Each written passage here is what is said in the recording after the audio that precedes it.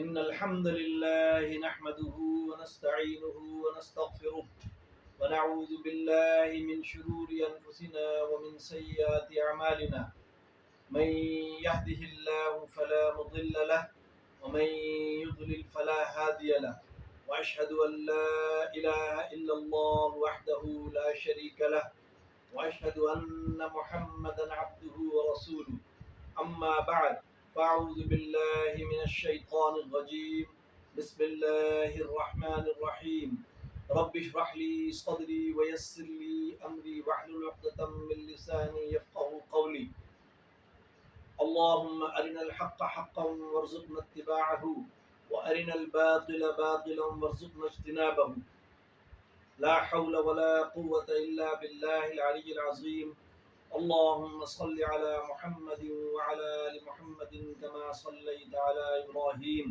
وعلى آل إبراهيم إنك حميد مجيد اللهم بارك على محمد وعلى آل محمد كما باركت على إبراهيم وعلى آل إبراهيم إنك حميد مجيد بسم الله الرحمن الرحيم مومنٹ رسول اللہ صلی اللہ علیہ وسلم کے سلسلے میں درس قرآن جاری ہے۔ الحمدللہ اس کی آج 20ویں ویڈیو بنا رہے ہیں اللہ کی فضل و رحمت سے اور آپ کی دعاؤں سے۔ یہ سورۃ البقرہ کی 11 آیتیں ہیں، 153 سے لے کر 163 تک۔ یا ایھا الذین آمنوا استعینوا بالصبر والصلاۃ ان اللہ مع الصابرین۔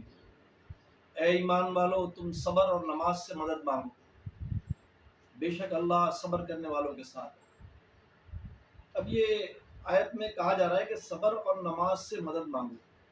دنیا کو پتہ ہے، ہم سب جانتے ہیں کہ مدد تو اللہ ہی سے مانگی جاتی، جیسا کہ اللہ نے فرمایا ایاک نعبد و ایاک نستعین، پڑھتے ہیں ہم ہر وقت نماز میں ایاک نعبد و ایاک نستعین کہ اللہ ہم تیری ہی عبادت کرتے ہیں، تجھی سے مدد مانگتے ہیں۔ لیکن ایک حدیث میں اللہ کے رسول صلی اللہ علیہ وسلم نے فرمایا کہ تم اللہ سے وسیلہ اختیار کیا کرو اللہ سے مدد مانگنے میں۔ وسیلہ سے مراد ایک نیک اعمال، اپنے نیک اعمال کا وسیلہ اختیار کیا کرو اللہ کے سامنے، اور اللہ سے کہا کرو کہ یا اللہ اگر یہ جو میں نے نیکی کی ہے، اگر وہ نیکی تیری نظر میں نیکی ہے تو میری اس نیکی کے صدقے میں میرا یہ کام کر دے، میری دعا قبول فرما لے۔ تو اللہ تعالیٰ اپنا فضل کرتے ہیں اور وہ دعا اللہ تعالیٰ قبول فرماتے ہیں۔ تو اس میں ابھی جیسے یہ کہا جا رہا ہے کہ صبر بڑی اہم نعمت ہے مومن کے لیے۔ ہر مومن کا بھی عجیب حال ہے، اللہ کے فرمایا کہ مومن کا عجیب حال ہوتا ہے، جب اسے کوئی مصیبت آتی ہے تو وہ صبر کرتا ہے، اور جب کوئی خوشی ہوتی ہے تو وہ اللہ کا شکر ادا کرتا ہے۔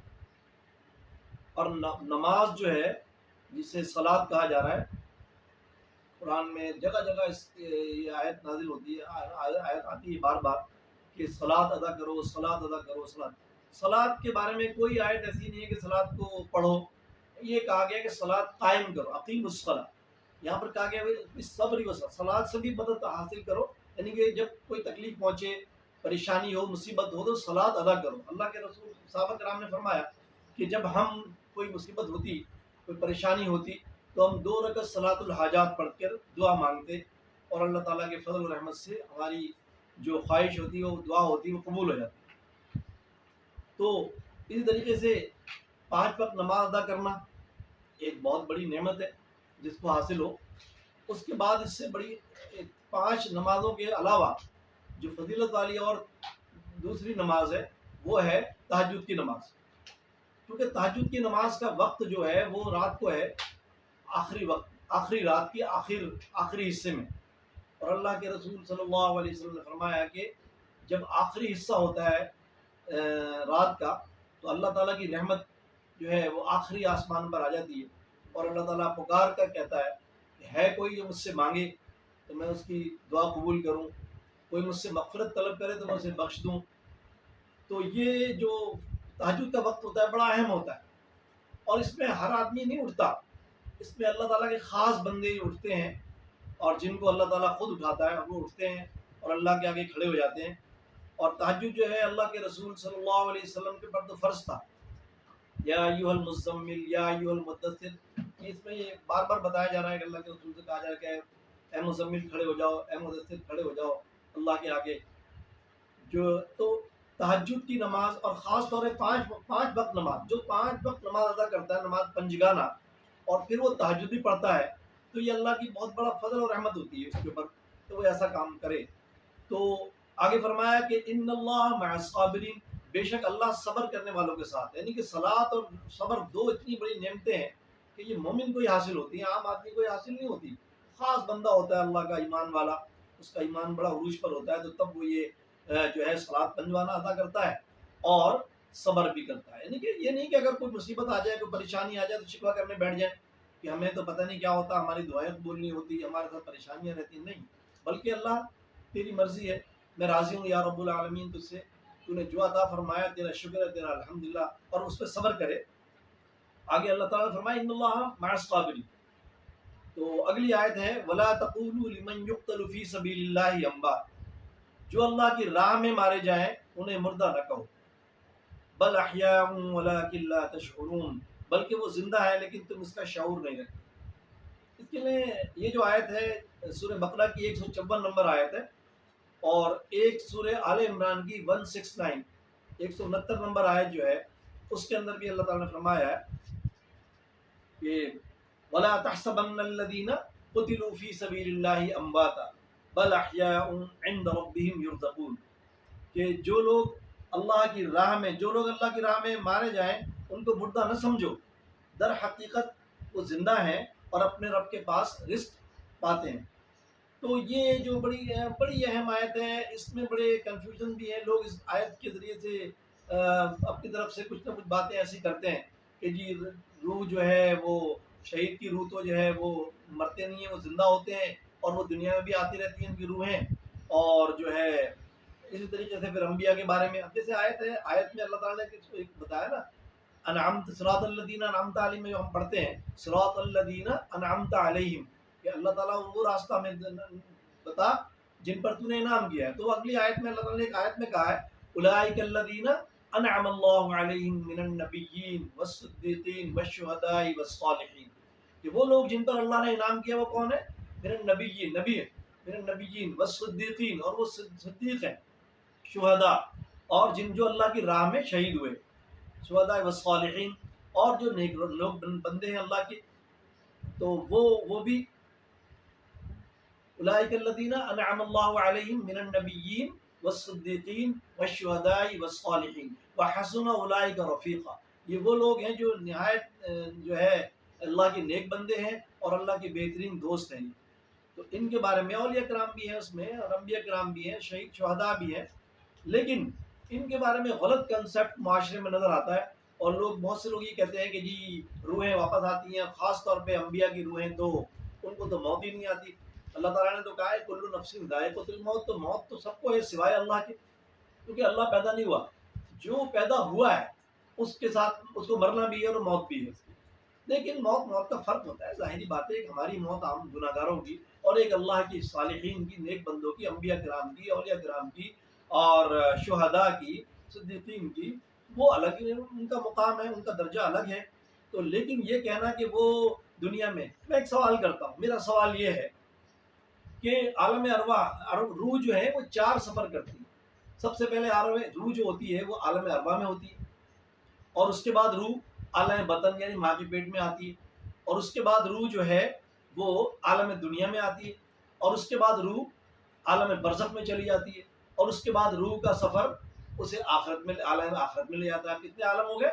عالم ارواح، عالم بطن، عالم دنیا، اور عالم برزخ، اور عالم آخرت. تو یہ 5 عالم ہیں. اب میرا سوال یہ ہے کہ کبھی جو عالم ارواح سے عالم بطن میں آئی، ماں کے پیٹ میں آئی، کیا وہ کبھی واپس ہوتی ہے؟ ذرا غور کیجیے گا ٹھنڈے دل سے اس بات پر، میرے اس سوال پر ذرا غور کیجیے کہ روح جو ہے وہ ماں کے پیٹ میں جب آتی ہے تو کبھی ماں کے پیٹ سے کوئی روح واپس عالم ارواح میں گئی ہے؟ آپ کیا جواب دیں گے؟ نہیں، روح تو واپس جا ہی نہیں سکتی وہاں سے. ماں کے پیٹ سے کوئی بچہ بلا عالم ارواح واپس جائے گا؟ نہیں جائے گا. اچھا، اسی طریقے سے جب روح ماں کے پیٹ سے دنیا میں آتی ہے، عالم دنیا میں، تو کیا کوئی بچہ کبھی ماں کے پیٹ میں دوبارہ واپس گیا ہے؟ نہیں، سوال ہی نہیں پیدا ہوتا. تو اس لیے سمجھ لیجیے کہ نہ عالم ارواح میں واپس جائے گا، نہ ماں کے پیٹ میں واپس جائے گا، نہ عالم برزخ سے عالم دنیا میں واپس آ سکتا. یہ بڑی غور طلب بات ہے، غور کرنا ہے اس پہ اچھی طریقے سے. خالی ایسا نہیں قرآن پڑھ لیا ہم نے اس پہ غور ہی نہیں کیا ہے. تم جب غور کریں گے سمجھ میں آ جائے گا کہ کوئی روح کا سفر جو چلتا ہے 5 ارواح میں سے 5 عالم میں روح کی سفر چلتا ہے، پہلا، دوسرا، چوتھا، تیسرا، چوتھا، پانچویں عالم تک روح کبھی بھی واپس نہیں ہوتی. ایک عالم سے دوسرے عالم میں جب ٹرانسفر ہوتی ہے تو اس کے بعد روح واپس نہیں جاتی. ماں کے پیٹ سے عالم ارواح میں نہیں جاتی. اس طریقے سے ماں کے پیٹ جب دنیا میں آئی تھی تو عالم دنیا سے ماں کے پیٹ میں نہیں جاتی. اسی طریقے سے روح جب روح عالم برزخ میں چلی جاتی ہے تو کبھی واپسی اس کی عالم دنیا میں نہیں ہوتی، نہ ہو سکتی. اس کے بعد عالم آخرت سے کبھی روح واپس آئے گی؟ کیوں آئے گی؟ سمجھنے کی بات ہے. اسی طریقے سے جو انبیاء کرام ہیں علیہ الصلوۃ والسلام، جب ان کی روحیں چلی جاتی ہیں تو وہ کہاں جاتی ہیں؟ ایک حدیث میں اللہ کے رسول نے فرمایا کہ کوئی نبی ایسا نہیں ہوتا کہ جو موت سے پہلے اپنے جنت کا مقام نہ دکھلا دیا جائے. ان کو اللہ تعالیٰ موت سے پہلے، ہر نبی کو اللہ تعالیٰ موت سے پہلے اس کے جنت کا مقام دلا دیتے ہیں. اسی طریقے سے شہداء کے بارے میں ایک روایت ہے کہ ان کو بھی دکھا دیا جب وہ شہید ہو رہے ہوتے ہیں اللہ کی راہ میں تو اللہ تعالیٰ ان کو جنت کا مقام دکھا دیتا ہے کہ جہاں وہ پہنچتے ہیں. تو یہ بات سمجھنے کی اچھی طریقے سے کہ روح کی واپسی نہیں ہے. یہ کہنا کہ جو روح واپس آتی ہے، جمعرات کو روحیں آتی ہیں، ان کے لیے کھانے بناؤ، یہ کرو، یہ سب بیکار کی فضول باتیں لوگوں نے بنائی ہوئی ہے. ان کا کوئی دلیل ان کی نہیں ہے اور نہ کوئی اس سے تعلق ہے. قرآن کے کسی نص سے ثابت نہیں ہے کہ روح کبھی واپس آتی ہے. واپس نہیں آتی، روح گئی سو گئی. لیکن انبیاء کرام علیہ الصلوۃ والسلام کی روحیں اور شہداء کی روحیں اور اولیاء کرام کی روحیں، صحابہ کرام کی، اولیاء کرام کی، سب کی روحیں جو واپس چلی گئیں تو وہ بڑے بلند مقام میں چلی جاتی ہیں اور وہ جنت میں چلی جاتی ہیں. تو یہاں پر ایک بات سمجھنے کی ہے کہ روح کبھی واپس نہیں آتی. آگے جو ہے فرمایا بل احیاء، وہ زندہ ہیں، بل احیاء ولکن لا تشعرون، کہ وہ زندہ ہے لیکن تمہیں اس کا شعور نہیں ہے. یعنی ایسا نہیں ہے کہ وہ جیسے دنیا میں زندہ تھے اب بھی ویسے ہی زندہ ہوں گے، نہیں. وہ اللہ تعالیٰ کہہ رہا ہے ہم ان کو کس حالت میں رکھتے ہیں. اللہ کے رسول صلی اللہ علیہ وسلم نے فرمایا کہ شہداء اور انبیاء کی روحیں جب دنیا سے جاتی ہیں تو اللہ تعالیٰ ان کو سبز قالین عطا کرتے ہیں کہ جن پر وہ بیٹھ کر پوری جنت کی سیریں کرتی پھرتی ہیں اور جنت کی نہروں میں پانی پیتی ہیں اور وہاں رزق حاصل کرتی ہیں. اور رات کو عرش کے سونے کی قندیلوں میں، عرش کے نیچے سونے کی قندیلوں کے اندر وہ جو ہے روحیں جو ہے وہاں پر آرام کرتی ہیں. تو یہ ساری باتیں قرآن و حدیث سے ثابت ہیں. اور اس کے بعد آگے اللہ تعالیٰ نے فرمایا وَلَنَبْلُوَنَّكُمْ بِشَيْءٍ مِّنَ الْخَوْفِ وَالْجُوعِ وَنَقْصٍ مِّنَ الْأَمْوَالِ وَالْأَنفُسِ وَالثَّمَرَاتِ وَبَشِّرِ الصَّابِرِينَ، اور ہم تمہیں ضرور آزمائیں گے کچھ خوف سے اور کچھ بھوک سے اور مال اور جان اور پھلوں کے نقصان سے، اور آپ خوشخبری دیں صبر کرنے والے. پھر وہی صبر کی بات آ گئی. صبر کا سلسلہ چل رہا ہے شروع سے. اگر میں کہ ہم تمہیں آزمائیں گے، ایسے نہیں کہ بس تم بیٹھے بیٹھے ہی جنت مل گئی. جنت اتنی آسان سے نہیں مل جائے گی بس ہم نے کلمہ پڑھ لیا اور اب ہم جنت میں چلے گئے بڑے آرام سے. نہ، اللہ تعالیٰ کہہ رہا ہے ہم آزمائیں گے تمہیں آزمائش میں ڈالیں گے.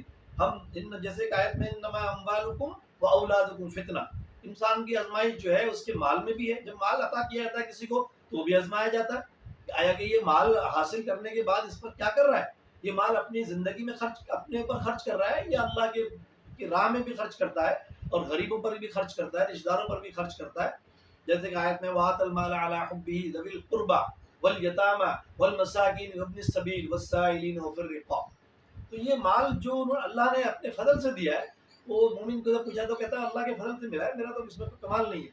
تو یہ پھر مال اللہ تعالیٰ کے لیے کی طرف سے ایک آزمائش ہے. اسی طریقے سے اولاد پیدا آپ نے نہیں کی، اللہ تعالیٰ اولاد پیدا کرتا ہے. آپ تو شادی کرتے ہیں، نکاح پڑھتے ہیں، لیکن اولاد کون دیتا ہے؟ اللہ. لیکن اب آپ کا کام کیا ہے؟ ان کی تربیت کرنا.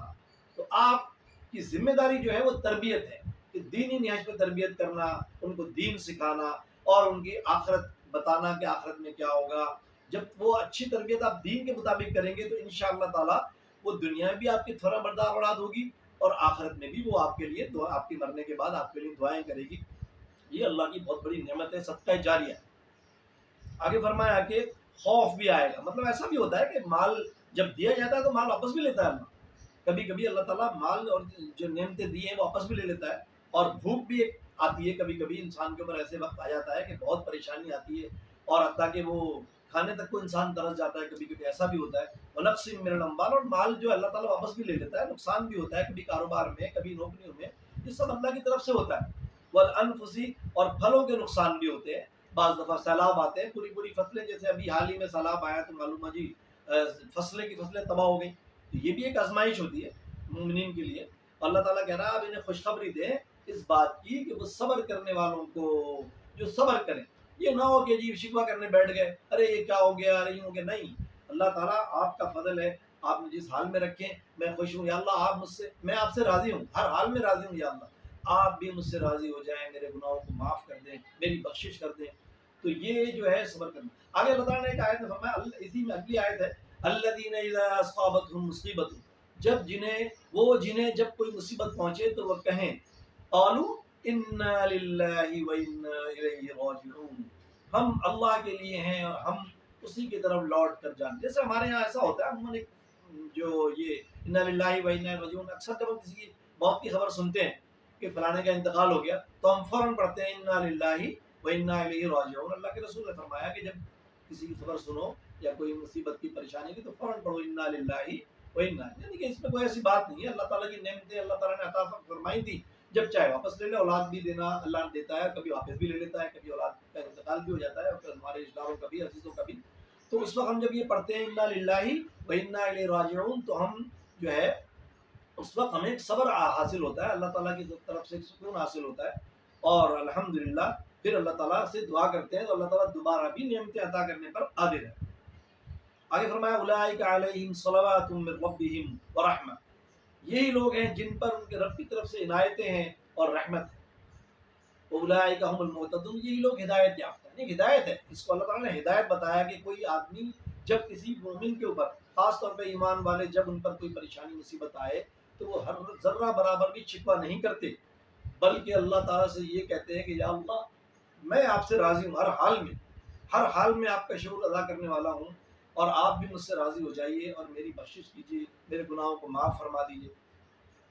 آگے فرمایا ان الصفا والمروہ من شعائر اللہ، بے شک صفا اور مروہ اللہ کے نشانات میں سے ہیں، نشانیاں ہیں، شعائر اللہ ہیں۔ ومن حج البیت او اعتمر فلا جناح علیہ ان یطوف بہما، بس جو کوئی خانہ کعبہ کا حج کرے یا عمرہ تو اس پر کوئی حرج نہیں کہ وہ ان دونوں کا طواف کرے۔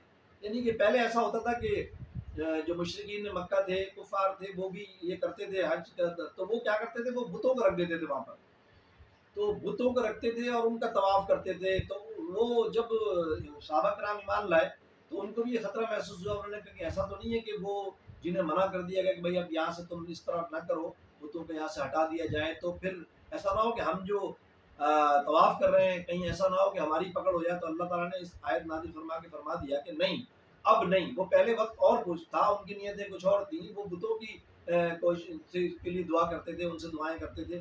آپ تو ایسا نہیں کر رہے، آپ تو اللہ سے جو ہے مانگ رہے ہو، اور حج اور عمرہ جو ہے وہ تو اللہ کے لیے کر رہے ہو خالص۔ اگر فرمایا ومن تطوع خیرا، اور جو خوشی سے کوئی نیکی کرے، فإن اللہ شاکر علیم، تو بے شک اللہ قدردان ہے، جاننے والا ہے۔ تو یعنی کہ یہ جو حج اور عمرہ ہے اس کے اندر بھی مال بھی خرچ ہوتا ہے، وقت بھی لگتا ہے، جان بھی جو ہے انسان اپنی اس پہ محنت بھی کرتا ہے، چڑھتا ہے، اترتا ہے، بھاگتا ہے، دوڑتا ہے، سب کام جو ہے طواف ہے، صحیح ہے، اور جو بھی چیزیں اللہ تعالیٰ نے عمرہ اور حج کے لیے بتائی ہیں، ارکان حج جو اراکین حج ہوتے ہیں ان کو ادا کرنے سے انسان کو مال بھی خرچ کرنا پڑتا ہے، تکلیف بھی ہوتی ہے جسمانی طور پر بھی، لیکن وہ اللہ کی خوشی، اللہ کی رضا کے لیے انسان ایسا کرتا ہے۔ تو اللہ تعالیٰ کہہ رہا ہے کہ جب تم کرتے ہو تو پھر اللہ بھی تمہاری قدر کرتا ہے۔ ایک آیت میں فرمایا ما يفعل الله بعذابكم ان شکرتم وآمنتم، ما يفعل الله بعذابكم ان شکرتم وآمنتم وكان الله شاکرا علیما، اللہ تمہیں عذاب دے کر کیا کرے گا، ان شکرتم وآمنتم، اگر تم شکر گزاری کرو اور ایمان لاؤ، ان اللہ شاکر علیم، تو بے شک اللہ جو ہے وہ چھوٹی چھوٹی نیکیوں کا قدردان ہے۔ اللہ تعالیٰ کبھی بھی کسی کا عمل نیک نیتی کے ساتھ، خلوص کے ساتھ جو بھی شخص کرتا ہے اللہ اسے ہرگز ضائع نہیں کرتا، بلکہ وہ نامہ اعمال میں لکھ لیا جاتا ہے۔ اور ایک حدیث میں تو یہ ہے کہ جب تک کوئی نیکی، انسان جب کسی نیکی کا ارادہ کرتا ہے تو فرشتے سے فوراً کہہ دیا جاتا ہے کہ اسے لکھ لو، اگرچہ اس نے ابھی نیک عمل شروع نہیں کیا لیکن خالی ارادہ کیا تو اللہ تعالیٰ نے اس پر ہی فوراً کہہ دیا کہ اس کو جو ہے تم کر لو۔ اس کے بعد کوئی برائی کرتا ہے تو جب تک وہ برائی کر نہ لے، جب تک وہ برائی کر نہ لے برائی نہیں لکھی جاتی۔ فرشتے سے کہہ دیا جاتا ہے کہ ابھی ٹھہر جا، ہو سکتا ہے یہ باز آ جائے، ہو سکتا ہے یہ برائی نہ کرے، جب یہ کرے گا پھر لکھ لینا، ابھی مت لکھو۔ لیکن نیکی کا ارادہ کرتے ہی نیکی لکھ دی جاتی ہے، یہ اللہ تعالیٰ کا بہت بڑا فضل ہے۔ آگے ایک آیت ہے بڑی اہم، ان الذين يكتمون ما انزلنا من البينات والهدى من بعد ما بيناه للناس في الكتاب اولئك يلعنهم الله ويلعنهم اللاعنون۔ جو کوئی اگر فرمائے بے شک جو لوگ چھپاتے ہیں جو اللہ نے کھلی نشانیاں اور ہدایت نازل کی، یعنی قرآن جو ہے، قرآن کی آیتوں کو چھپانا اور ان میں جو حق ہے بیان ہوا ہے، تو اللہ تعالیٰ نے کہا وَإِنَّهُ لَحَقٌّ، یقینی حق ہے قرآن۔ تو قرآن کی ایک ایک آیت کو آگے پہنچانا ہر مومن، ہر مسلمان کا فریضہ ہے کہ اسے پڑھے اور اس کو آگے پہنچائے۔ اور جو چھپائے، جو اللہ نے کھلی نشانیاں اور ہدایت نازل کی ہے، اسے چھپانا، اس کے بعد کہ ہم نے اسے کتاب میں قرآن میں واضح کر دیا، یعنی ہر چیز کھول کر بیان کی اللہ نے، تو آگے اللہ تعالیٰ کیا فرما رہا ہے اولئک یلعنہم اللہ، ان پر اللہ کی لعنت ہے کہ جو چھپائے قرآن کی آیتوں کو اور قرآن کے جو اعمال قرآن میں بیان ہوئے ہیں۔ بنیادی طور پر تو قرآن ہی ہے، اول دین کا اولین مؤخذ تو قرآن ہی ہے، تو قرآن کو بیان کرنا سب سے پہلے، اور اس کے بعد اس کی تشریح احادیث صحیحہ کے ذریعے سے۔ تفسیر قرآن بالقرآن بھی ہوتا ہے، قرآن کی ایک آیت ہوتی ہے، دوسری آیت اس کی تفسیر کرتی ہے، لیکن اس کے بعد رحمت للعالمین صلی اللہ علیہ وآلہ وسلم جو ہے وہ تشریح فرماتے ہیں، بتاتے ہیں، کیونکہ آیت قرآن تو انہی پر نازل ہوا، تو وہ پھر قرآن کی تشریح کر کے بتاتے ہیں، اور وہ مجسم قرآن ہے، وہ شارح اسلام ہے، شارح قرآن ہے، قرآن کی تشریح کرتے ہیں۔ تو یہ اللہ تعالیٰ نے فرمایا ہے کہ جو چھپائے گا ان پر اللہ کی لعنت ہے، اور ان پر لعنت کرنے والوں کی بھی لعنت ہے، خالی اللہ کی نہیں، اللہ کی لعنت آگے بہت سی آیتوں میں کہا کہ فرشتوں کی بھی لعنت، آگے آیت آئے گی اس میں بتائے گا اللہ۔ آگے فرمایا کہ کیا الا الذين تابوا واصلحوا وبينوا فاولئك اتوب عليهم وانا التواب الرحيم، سوائے ان لوگوں کو جن لوگوں کے جنہوں نے توبہ کی اور اصلاح کر لی اور واضح کر دیا، بس یہی لوگ ہیں جنہیں میں معاف کرتا ہوں، اتوب علیہم، میں انہیں معاف کر دیتا ہوں۔ جو اللہ سے معافی مانگ لیتے ہیں، یعنی کہ فیصلہ کر لیتے ہیں کہ آئندہ میں گناہ نہیں کروں گا، آئندہ، یہ خاص طور پہ بہت بڑا گناہ ہے کہ اللہ کی کتاب میں گڑبڑ کرنا، اللہ کے دین میں گڑبڑ کرنا، وہ اپنی طرف سے باتیں پہنچانا جو قرآن سے ثابت نہ ہو، حدیث سے ثابت نہ ہو، وہ باتیں لوگوں کو بیان کرنا، یہ جھوٹ، تو اللہ نے ان کو لعنت کی۔ وہ آگے فرمایا وَأَنَا التَّوَّابُ الرَّحِيمُ، اور اگر توبہ کر لو اور وہ ہر بات جو حق ہے قرآن میں، حدیث صحیحہ میں، وہ پہنچاؤ، تو پھر میں معاف کرنے والا، رحم کرنے والا۔ آگے فرمایا ان الذين كفروا وماتوا وهم كفار اولئك عليهم لعنة الله والملائكة والناس اجمعين، بے شک جو لوگ کافر ہوئے اور وہ کافر ہی مر گئے، یہی لوگ ہیں جن پر لعنت ہے اللہ کی اور فرشتوں کی اور تمام لوگ، یعنی اس بات کو مزید دوبارہ بتایا گیا، اور خالی اس میں اللہ نہیں، اللہ کی بھی لعنت اور فرشتوں کی بھی لعنت اور تمام اہل ایمان کی بھی لعنت۔ تو کتنی بڑی بات ہے، اللہ تعالیٰ کہہ رہا ہے کہ یہ کفر ہے کہ اللہ کے احکامات کو چھپانا اور ان کو اپنی طرف سے بیان کرنا، اس میں گڑبڑ کرنا، اللہ کے دین کے میں جو ہے گڑبڑ کرنا سب سے بڑا جرم ہے اللہ کی نظر میں، یعنی کہ ساری دنیا کی لعنت بتائی ہے اللہ نے اس میں، والناس اجمعین، تمام انسانوں کی لعنت۔ تو یہ کیا ہے، خالدین فیہا، وہ اس میں ہمیشہ رہیں گے۔ اگر وہ چلے گئے جہنم میں، اسی حالت میں ان کا انتقال ہو گیا اور انہوں نے توبہ نہیں کی، اصلاح نہیں کی اپنی، تو پھر اللہ تعالیٰ کہہ رہا ہے خالدین فیہا، وہ اس میں ہمیشہ رہیں گے۔ لا یخفف عنہم العذاب ولا هم ینظرون، اور ان سے عذاب ہلکا نہ ہوگا اور نہ ہی انہیں مہلت دی جائے گی۔ آگے فرمایا وَإِلَٰهُكُمْ إِلَٰهٌ وَاحِدٌ، اور تمہارا معبود یکتا معبود ہے، اور اللہ تو ایک ہی ہے، اور اللہ اکیلا ہے، اور الہ تو کوئی ہے ہی نہیں۔ الہ کے معنی ہے اس کی ہر بات ماننا بلا چوں چرا، اللہ کی ہر بات آنکھ بند کر کے ماننے کا نام جو ہے وہ الہ ہے، یعنی کہ الہ اس کی ہر بات ماننا، لا الہ الا ہو، اس کے سوا کوئی الہ نہیں ہے، وہ الرحمن الرحیم، اور وہ نہایت مہربان اور رحم کرنے والا ہے۔ یہ ہمارا رکوع جو ہے 11 آیتوں کا مکمل ہوا ہے، لیکن ہماری عادت ہے کہ ہم جب ایک رکوع پڑھ لیتے ہیں تو اس رکوع کے بعد ایک اہم آیت ہوتی ہے اس رکوع کے اندر، جس کو بعد میں پھر اس پر ڈسکشن بھی کرتے ہیں، اس کو کھول کر بیان کرتے ہیں، اس پر اچھی طریقے سے غور کرتے ہیں۔ وہ آیت ہماری اس وقت جو آج کے رکوع میں ہے وہ ہے آیت نمبر 154، کیا جو میں نے ابھی بیان کی تھی، وَلَا تَقُولُوا لِمَنْ يُقْتَلُ فِي سَبِيلِ اللَّهِ أَمْوَاتًا بَلْ أَحْيَاءٌ وَلَٰكِن لَّا تَشْعُرُونَ۔ جو لوگ اللہ کی راہ میں مارے جائیں انہیں مردہ نہ کہو، لیکن دوسری آیت نے بھی کہا ہے وَلَا تَحْسَبَنَّ الَّذِينَ قُتِلُوا فِي سَبِيلِ اللَّهِ أَمْوَاتًا، سورہ آل عمران کی آیت نمبر 169، وَلَا تَحْسَبَنَّ الَّذِينَ قُتِلُوا، انہیں جو لوگ اللہ کی راہ میں قتل ہوئے ان کو مردہ نہ سمجھو، در حقیقت وہ زندہ ہے، مگر ایسے زندہ نہیں ہے جیسے ہم دنیا میں وہ تھے یا دنیا میں زندہ کے تھے، نہیں، دنیا کی زندگی ایک الگ زندگی ہے۔ موت کے بعد جو زندگی ہے وہ برزخ کی زندگی ہے، جس میں روح جانے کے بعد واپس نہیں آتی۔ یہ واپسی کا جو بار بار کہا سننے میں آ رہا ہے کہ روحیں واپس آتی ہیں اور وہ مانگتی ہیں، یہ کرتی ہیں، یہ کہیں ثابت نہیں ہے۔ روح کبھی واپس نہیں آتی۔ میں نے دلائل کے ساتھ بتایا ہے کہ روح 5 ارواح ہوتے ہیں، 5 ارواح سے کبھی بھی روح کی واپسی نہیں ہوتی، یعنی کہ یہاں سے جانے کے بعد عالم دنیا سے جانے کے بعد عالم برزخ، اور عالم برزخ کے بعد عالم آخرت، اور عالم آخرت کے میں سے 2 میں سے ایک جگہ روح جاتی ہے، وہ یا تو علیین ہوتا ہے یا سجین ہوتا ہے۔ جنت کا دروازہ علیین اور سجین جہنم کا دروازہ، یعنی جہنم میں ابھی حساب کتاب ہوگا، قیامت آئے گی اور مالک یوم الدین اللہ تعالیٰ سب کو بلائے گا اور لمن الملک اليوم کہے گا کہ کون ہے آج کہ جس کی ساری طاقت ہے، لمن الملک اليوم، آج بادشاہت کس کی ہے سوائے اللہ کی۔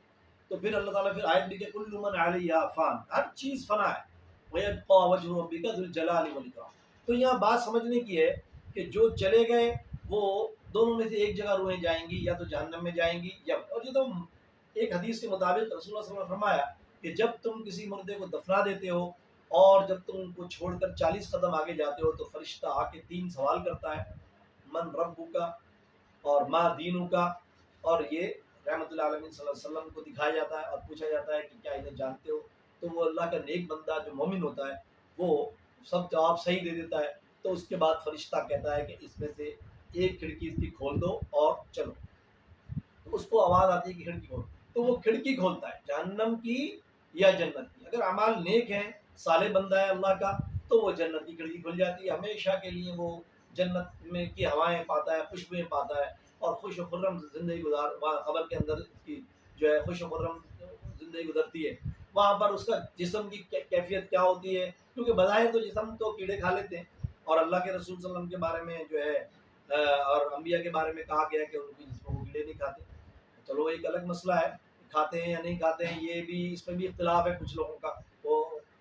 وہ کہتے ہیں، کچھ لوگ کہتے ہیں کہ جی نہیں، قرآن کی آیت ہے کہ وہ تو کیڑے ان کو جو ہے زمین جو ہے کیڑے کھا جاتی ہے جسموں کو، لیکن حدیث جو ہے ہم بھی یہی کہتے ہیں کہ ہاں بھی انبیاء کے جسم جو ہے وہ ایسے کے ایسے ہوتے ہیں، انہیں کوئی نہیں کھاتا، لیکن وہ ایسے کے ایسے سو رہے ہوتے ہیں اور ان کے جسم میں روح بھی آتی جاتی رہتی ہے، وہ اللہ کو پتہ ہے کہ کیفیت کیا ہوتی ہے۔ وہ بات چونکہ برزخ ہوتی ہے اس لیے وہ علم غیب ہوتا ہے، اس میں ہم نہیں سمجھ سکتے اس کو۔ اللہ تعالیٰ نے کہہ بھی دیا آیت میں وَلَٰكِن لَا تَشْعُرُونَ، اور تمہیں شعور وَلَٰكِن لَا تَشْعُرُونَ، تمہیں شعور نہیں ہے کہ وہ کس کیفیت میں ہوتے ہیں، کس حالت میں ہوتے ہیں۔ تو وہاں کے بارے میں جو ہے فیصلے ہم کرنے بیٹھ جائیں، یہ ہماری غلط فہمی ہے، ہمیں ایسے فیصلے نہیں کرنے چاہیے کہ وہاں پر کیا ہو رہا ہے، کیسے ہو رہا ہے، جنتی کیفیت کیا ہوگی، لیکن یہ ہمیں نہیں کہنا چاہیے۔ لوگ کہہ رہے ہوتے ہیں اور ایسی باتیں کر رہے ہوتے ہیں بغیر تحقیق کے، بغیر کسی دلیل کے، ایسی باتیں کرنا جس سے لوگوں میں گمراہی پھیلتی ہے۔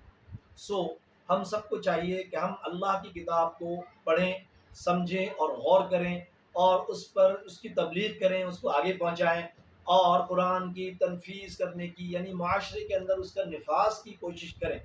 اور انشاءاللہ تعالی ہم ادنا سی کوشش کر رہے ہیں۔ ہم تو یہ نہیں کہتے کہ ہم عالم ہیں، لیکن ہم ایک طالب علم کی حیثیت سے قرآن کو پڑھتے ہیں الحمدللہ۔